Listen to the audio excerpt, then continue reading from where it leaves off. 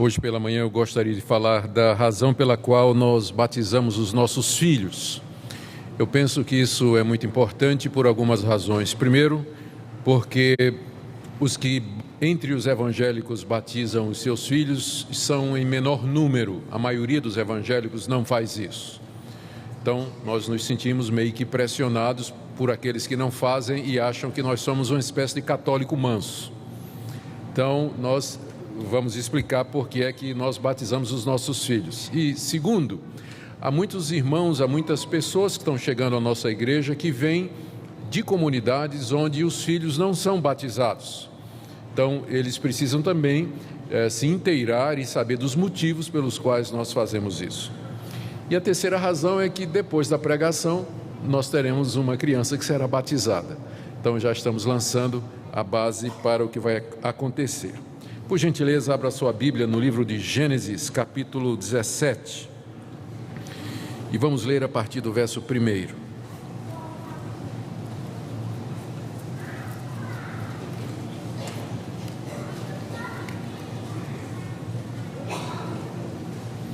Gênesis 17, de 1 a 14.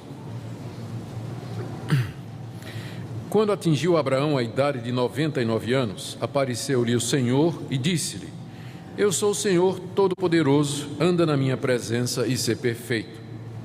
Farei uma aliança entre mim e ti, e te multiplicarei extraordinariamente. Prostrou-se Abrão, rosto em terra, e Deus lhe falou: Quanto a mim, será contigo a minha aliança, serás pai de numerosas nações. Abrão já não será o teu nome, e sim Abraão, porque por pai de numerosas nações te constituí.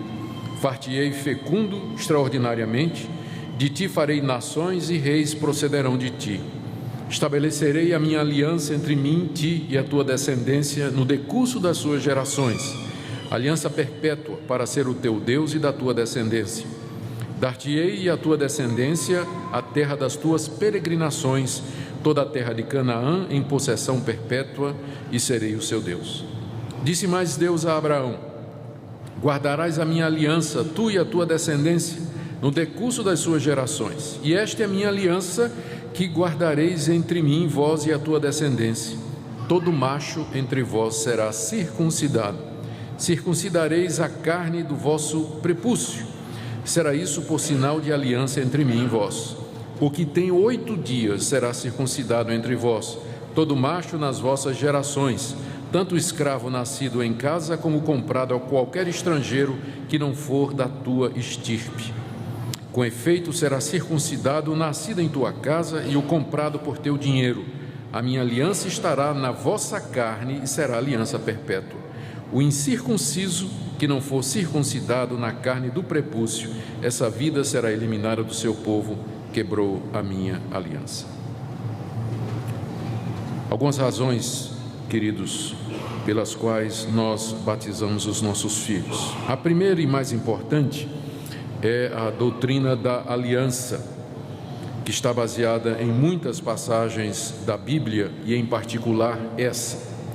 Aqui Deus faz um pacto com Abraão e sua descendência. Deus aparece a Abraão e diz que vai fazer com ele uma aliança, um acordo, um pacto. E esse pacto é com a pessoa de Abraão e com os filhos de Abraão, como nós lemos aí no verso 7. Estabelecerei a minha aliança entre mim e ti e a tua descendência, para ser o teu Deus e da tua descendência. Verso 8. Te darei e a tua descendência essa terra. Então Deus fez uma aliança com Abraão e com a descendência dele, com aqueles que haveriam de nascer de Abraão. E esse pacto, essa aliança que Deus fez com Abraão, ela tinha um selo, da mesma forma que o pacto do casamento geralmente é celebrado com uma aliança, um anel no dedo. Então, essa aliança de Deus com Abraão tinha um selo, tinha um sinal, que é identificado aqui como sendo a circuncisão.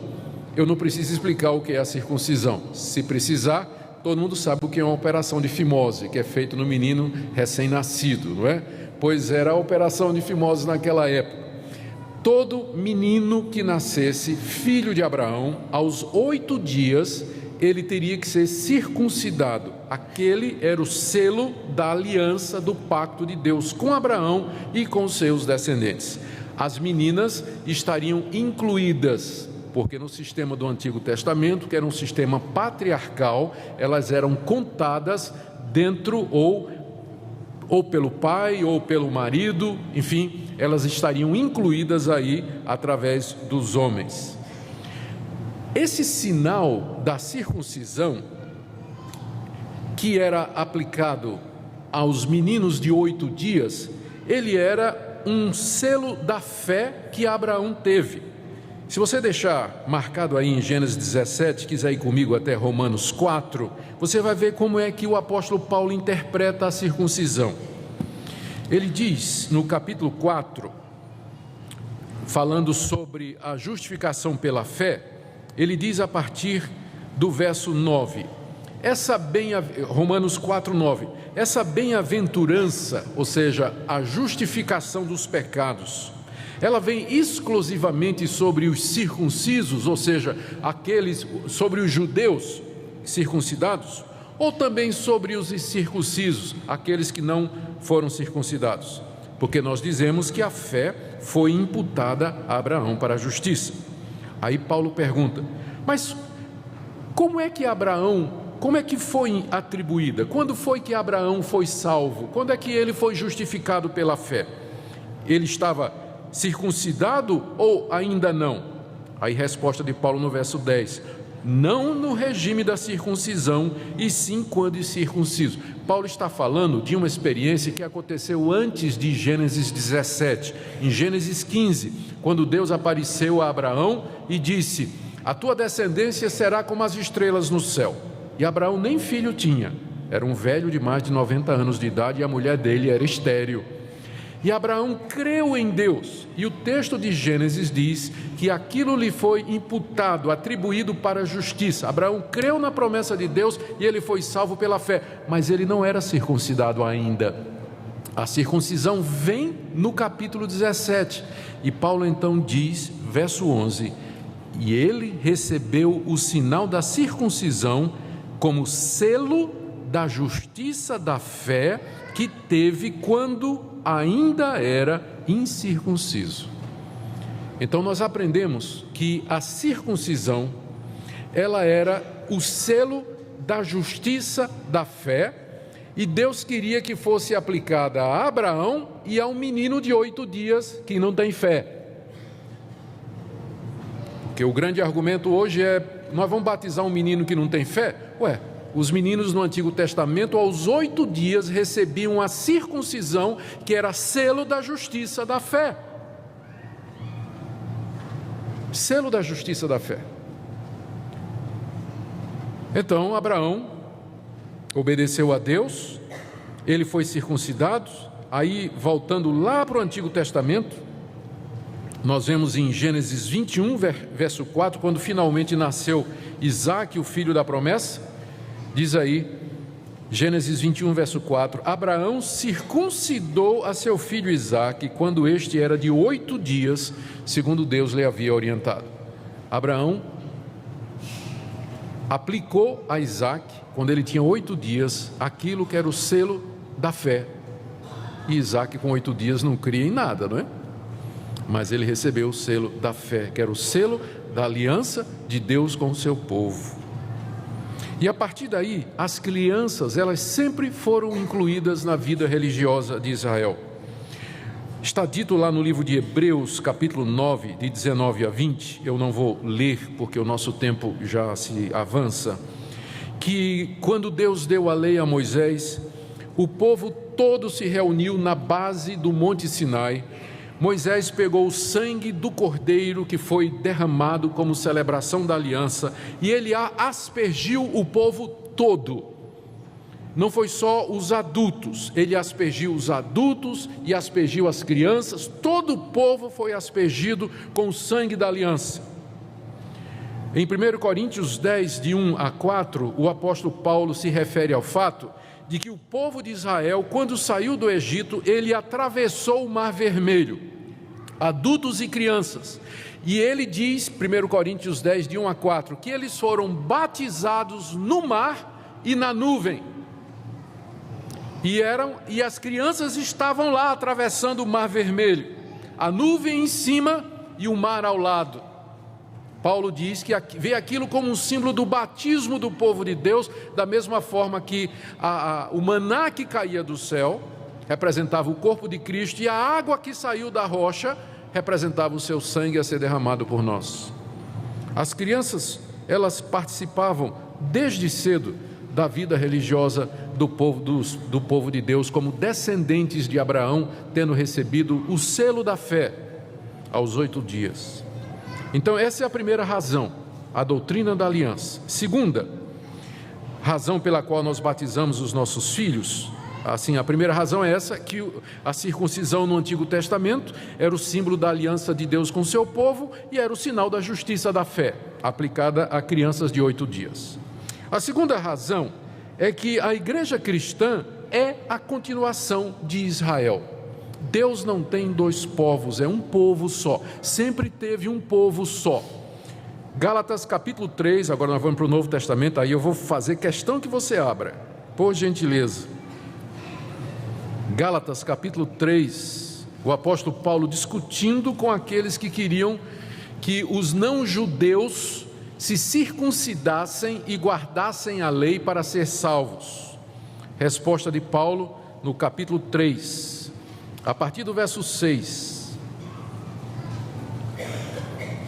É o caso de Abraão, diz Paulo, que creu em Deus e isso lhe foi imputado para a justiça. Sabei, pois, que os da fé é que são filhos de Abraão. Quem são os verdadeiros filhos de Abraão? Pergunta o apóstolo Paulo. São aqueles que creem como Abraão creu.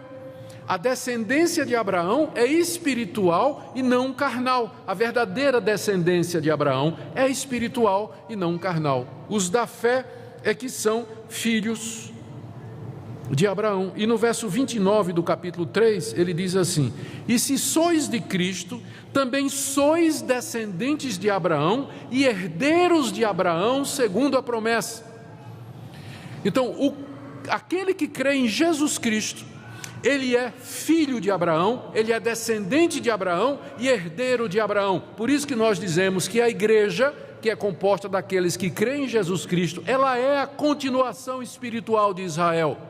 E as promessas de Deus feitas a Israel se cumprem no seu povo espiritual, que é a igreja. Aqui mesmo no capítulo 6 dessa carta de Gálatas, no verso 16, Paulo termina com uma saudação: a todos quantos andarem de conformidade com essa regra, paz e misericórdia sejam sobre eles e sobre o Israel de Deus.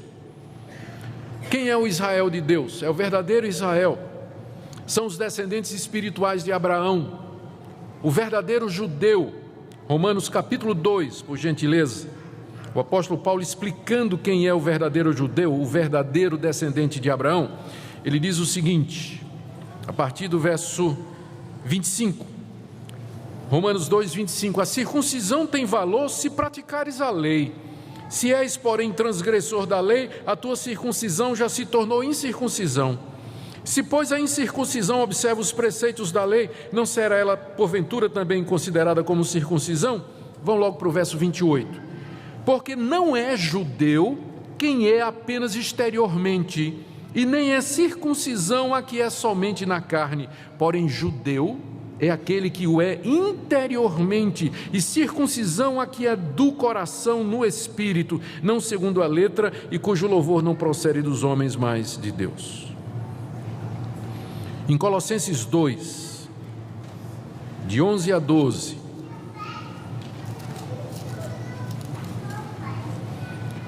o apóstolo Paulo diz aos cristãos da cidade de Colossos: nele, em Cristo, também fostes circuncidado, não por intermédio de mãos, mas no despojamento do corpo da carne, que é a circuncisão de Cristo. O que é que Paulo está dizendo para aqueles cristãos de Colossos? Vocês já foram circuncidados em Cristo. Isso não significa aquela operação no membro viril, mas significa a conversão, a remoção do princípio pecaminoso dominador do nosso coração, um novo nascimento. Essa é a circuncisão de Cristo. Verso 12: tendo sido sepultados juntamente com Ele no batismo. O batismo é o símbolo disso. Aqui nessa passagem, Paulo iguala as duas coisas. Ele iguala as duas coisas, batismo e circuncisão. Na primeira carta de Pedro, capítulo 2, Pedro se refere aos cristãos da seguinte maneira, usando uma terminologia que era aplicada somente ao povo de Israel.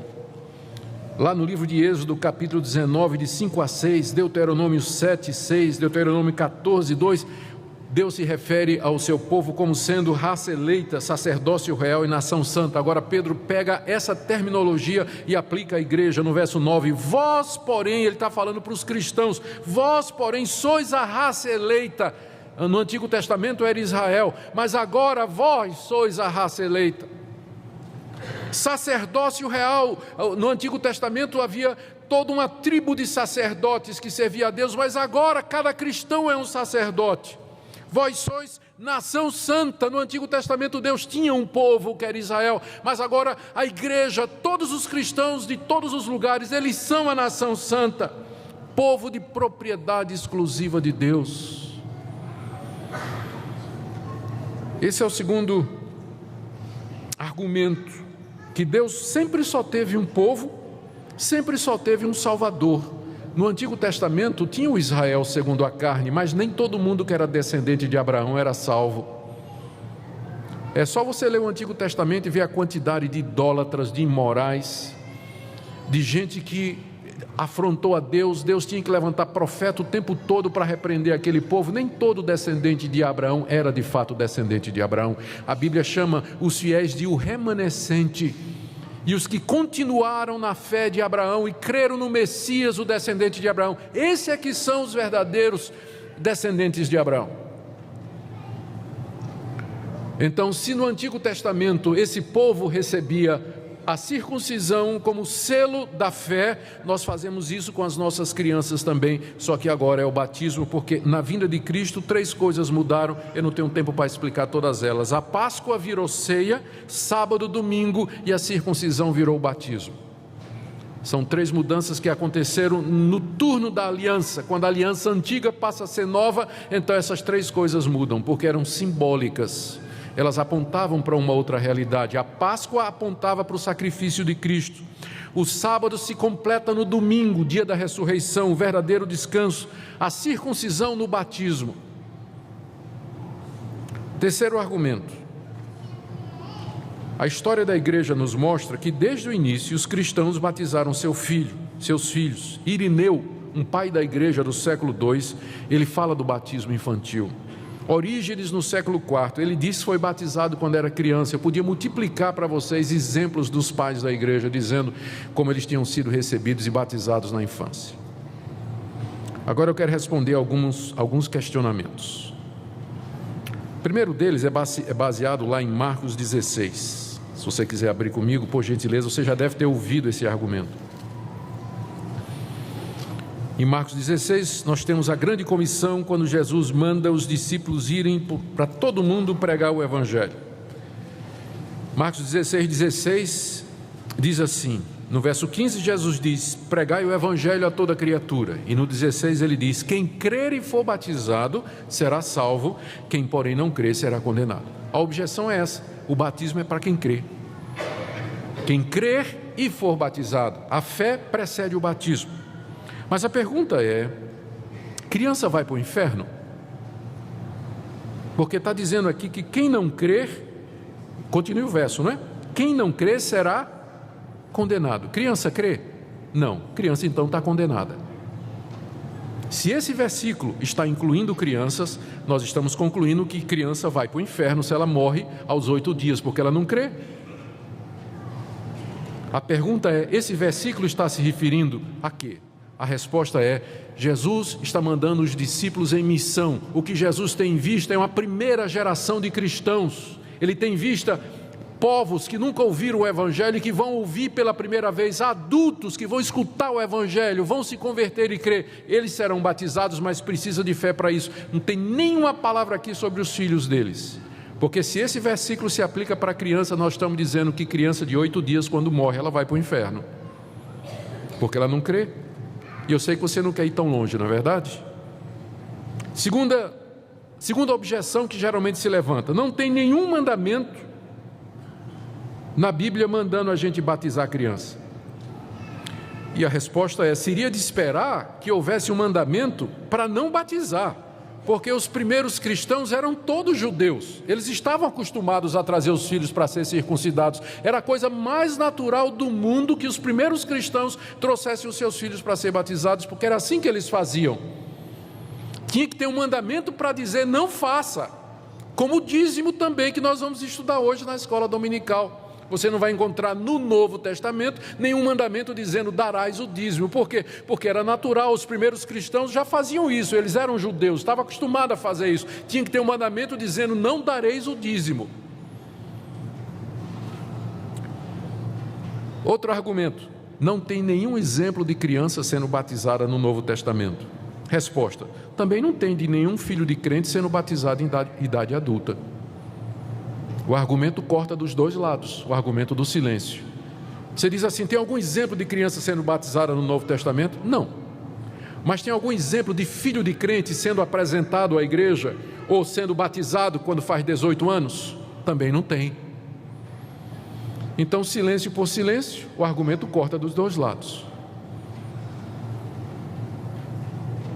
E eu diria que a evidência é em favor do batismo infantil. O apóstolo Paulo vai em Filipos pregar o Evangelho, Atos 16, e diz que ele batizou Lídia e toda a sua casa. Verso 15. Mas não está dizendo que tinha criança. Não está dizendo, mas se tivesse, estaria incluída, não estaria? Lídia e toda a sua casa. No mesmo capítulo 32, 33, o carcereiro que se converteu, Paulo na mesma noite batizou o carcereiro e toda a sua casa. Está dizendo que tinha criança? Não, não está dizendo. Mas se tivesse, não estaria incluído? Claro, criança faz parte da casa. 1 Coríntios capítulo 1, 16, o apóstolo Paulo diz: eu batizei Estéfanas e toda a sua casa.